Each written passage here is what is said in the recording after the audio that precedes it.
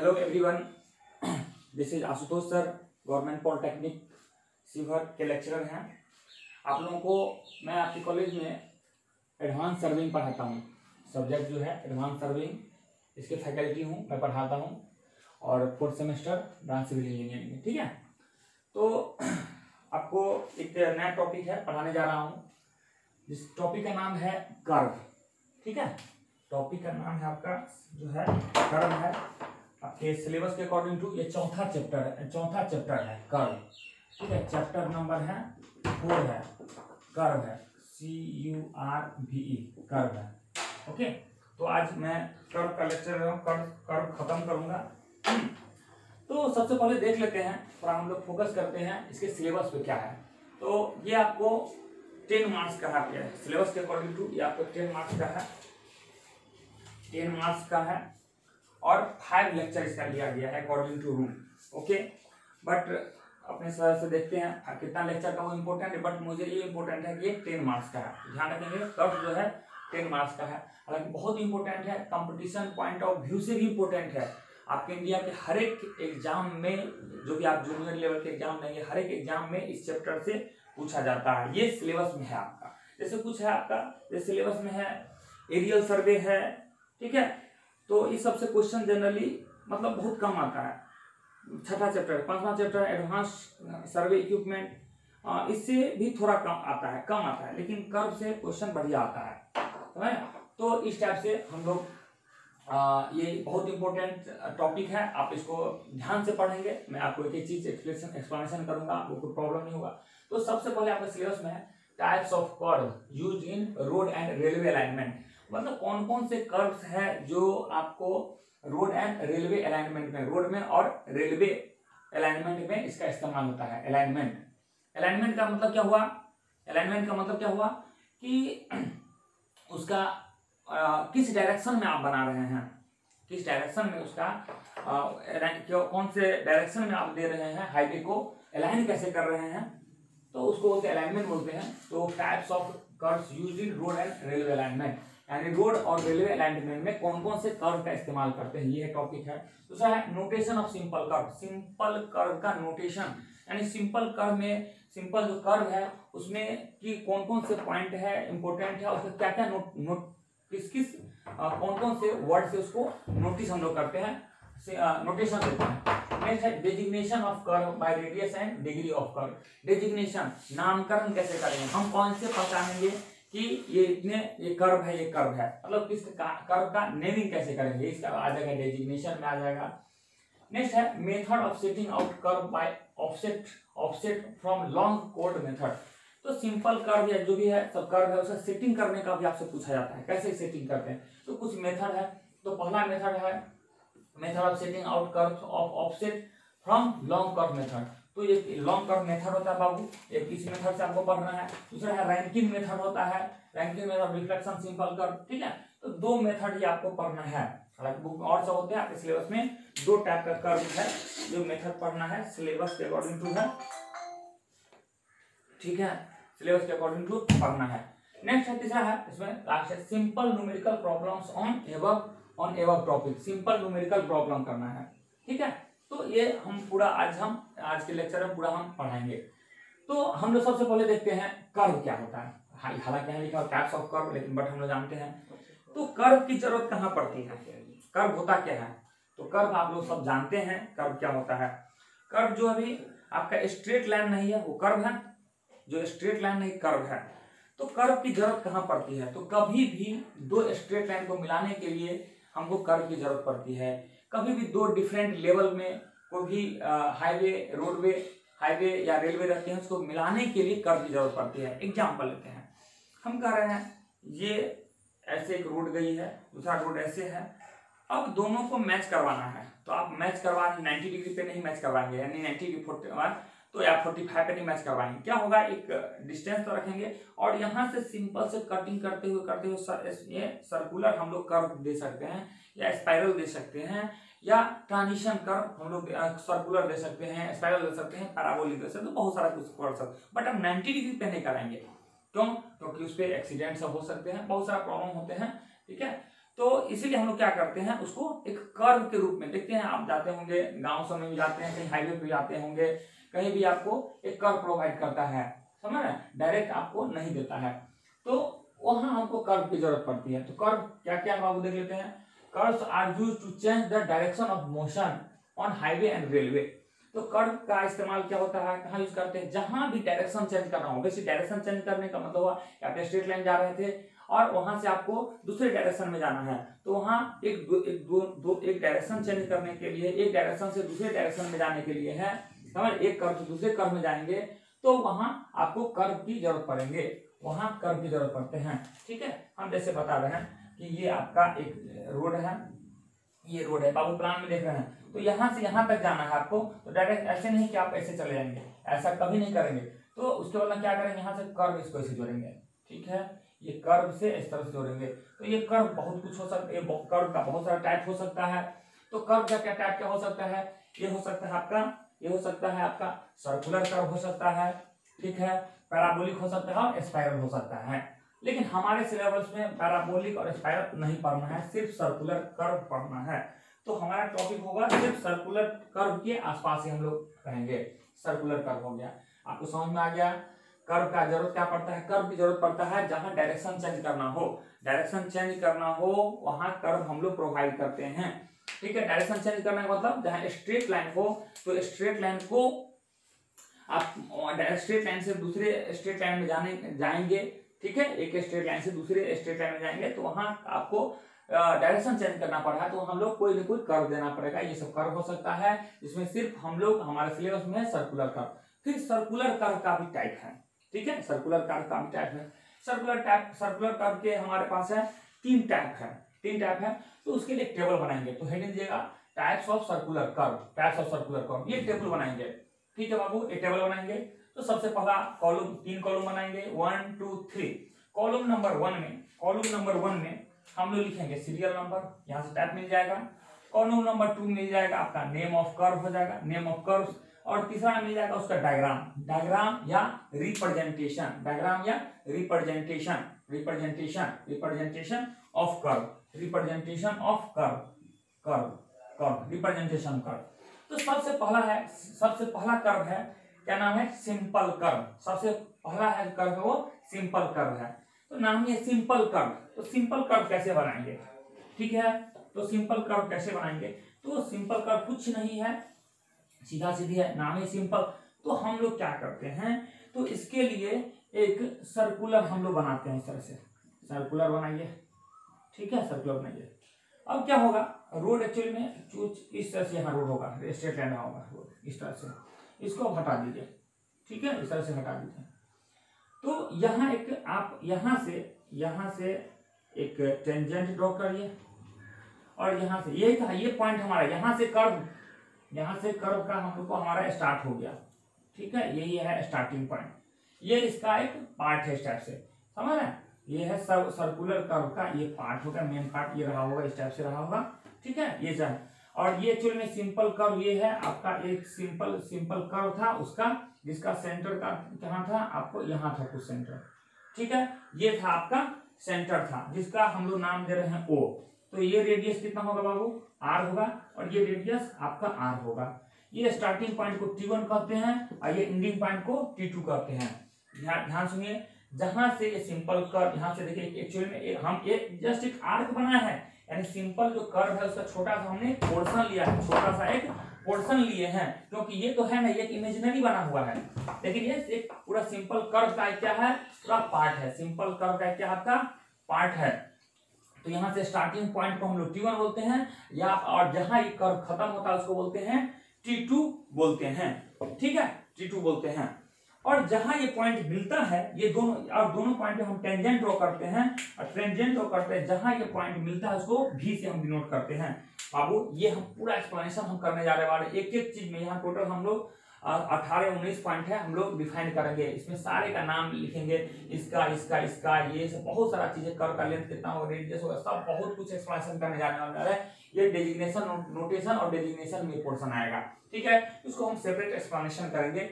तो बस आप ये समझिए सिंपल कर्व है मतलब एक ही सिंपल कर्व है जिसका दोनों सॉरी R1 लिखे हैं बाबू, R दोनों ही रेडियस क्या होगा, सेम होगा, दोनों रेडियस सेम है।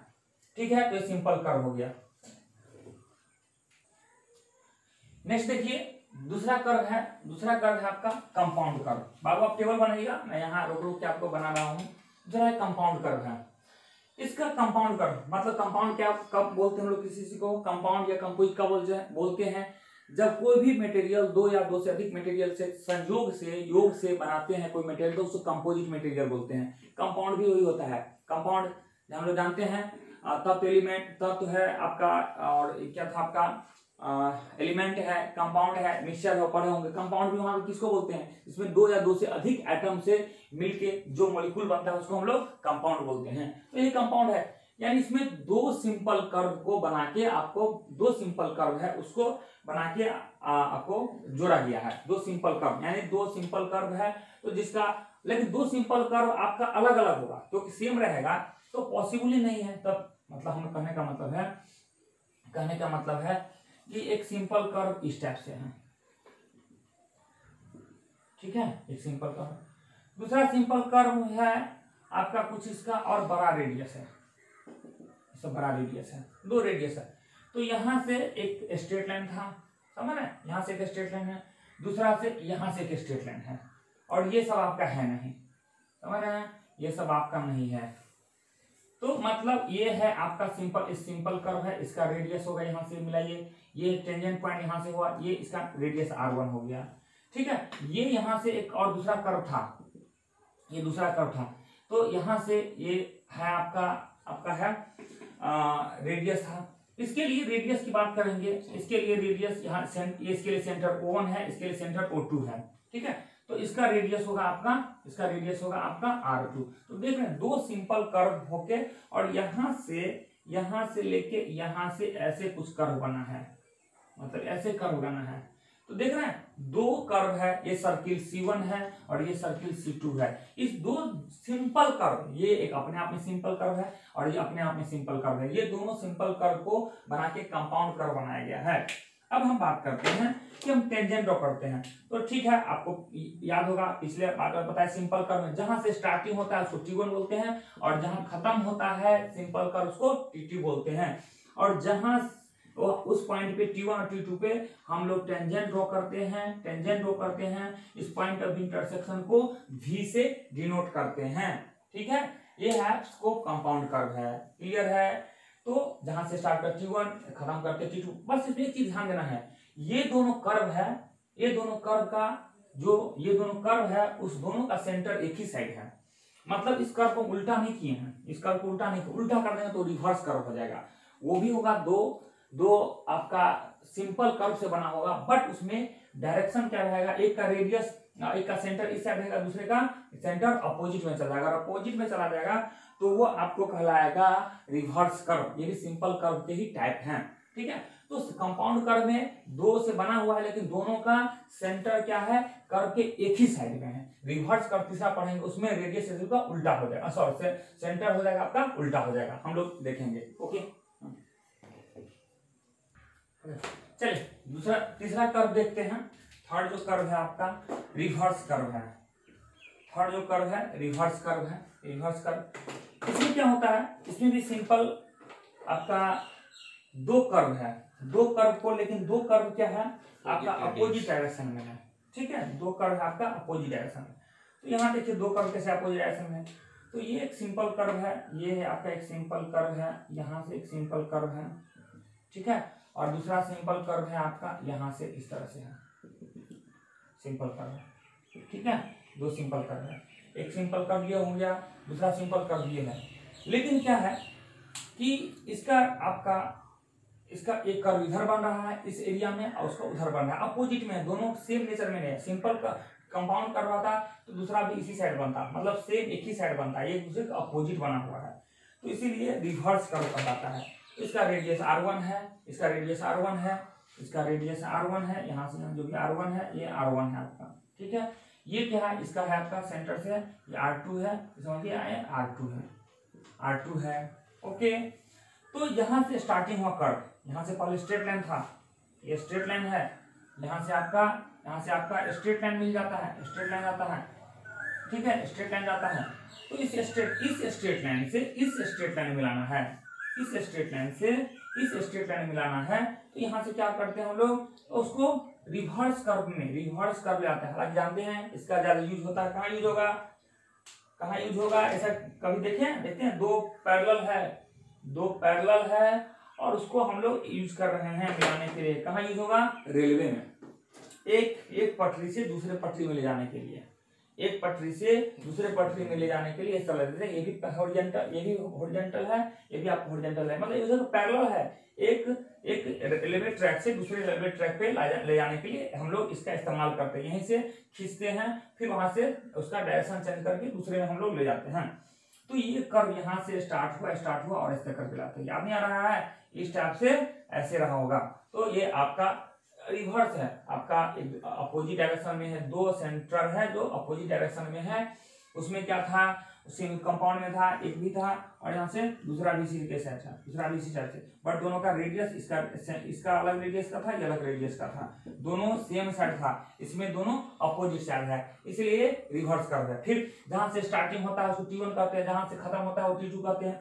इस पे जो टेंजेंट ड्रॉ किए हैं और इस पे जो टेंजेंट ड्रॉ किए हैं, दोनों को पॉइंट ऑफ इंटरसेक्शन को भी बोलते हैं, ठीक है। तीनों को अब एक बार हम रिकॉल करवा देते हैं।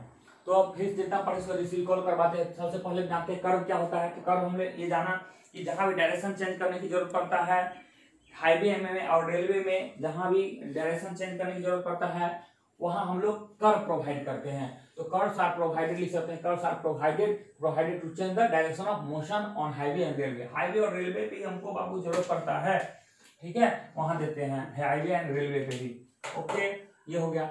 नेक्स्ट है, ये क्या हो सकता है, कर्व कितने टाइप का होता है, सर्कुलर होता है, पैराबोलिक और स्पाइरल हो सकता है। ये दोनों हमारे सिलेबस में नहीं है, ये हमको पढ़ना है सर्कुलर कर्व। सर्कुलर कर्व तीन टाइप का हो सकता है, सिंपल कर्व हो सकता है, कंपाउंड कर्व हो सकता है और रिवर्स कर्व हो सकता है। तो उस तीनों कर्व को हम लोग डायमेट्रिकली आपको ढंग से हम समझाते रहे हैं। तो सबसे पहले सिंपल कर्व देखे हैं। सिंपल कर्व क्या होता है, एक ऐसा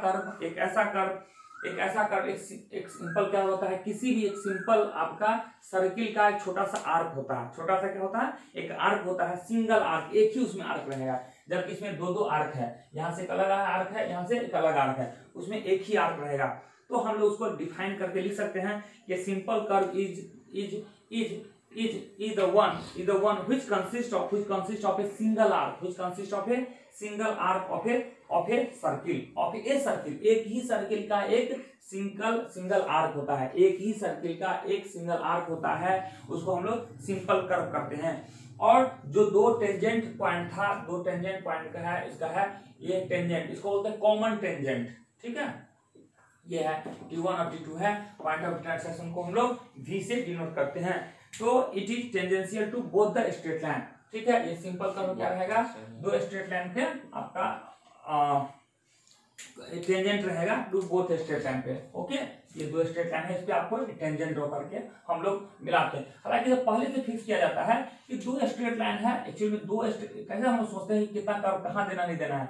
एक्चुअली में क्या, दो स्ट्रेट लाइन ऐसे जाते रहता है, तो हमको पता होता है इसका पॉइंट ऑफ इंटरसेक्शन यहाँ मिलने वाला है, ठीक है। तो अब इंजीनियर सोचता है कि इसको कहाँ मिलाना है और कितना उसका स्पीड होगा, क्या होगा, उसके अकॉर्डिंग टू। ये तो सिंपल कर्व बाबू, ये यहाँ से स्ट्रेट लाइन आ रहा था, ये तो यहाँ भी कर्व दे सकता था सर, यहाँ भी दे सकता था, यहाँ भी दे सकता था, कहाँ देना है हमको, ओके, कहाँ देना है। तो इसका क्या होगा, रेडियस बड़ा हो जाएगा, ये बड़ा रेडियस का होगा, ये आपका थोड़ा उससे छोटा होगा, ये आपका और छोटा होगा, ये और छोटा होगा। तो वो डिसाइड करते हैं कि कहाँ कर्व प्रोवाइड कर देना है, और वो डिपेंड करता है कि वो वहाँ का हमको लोकेलिटी क्या है, वहाँ का एरिया क्या है, समझ रहे, वो हाईवे है, स्टेट हाईवे है, नेशनल हाईवे है, किस टाइप का है, कितना इस पे स्पीड मिनिमम करना है। ओके, ये सब के अकॉर्डिंग टू डिसाइड किया जाता है कि सिंपल कर्व दो स्ट्रेट लाइन आ रहा है, वो कहाँ मिलाना है, कितने रेडियस पे। क्योंकि सब ये भी सिंपल कर्व है, ये भी सिंपल कर्व, ये भी सिंपल कर्व है, लेकिन सबका रेडियस अलग अलग है, उसके अकॉर्डिंग टू सिंपल कर्व बनाया जाता है। दूसरा हमारे पास है कंपाउंड कर्व था।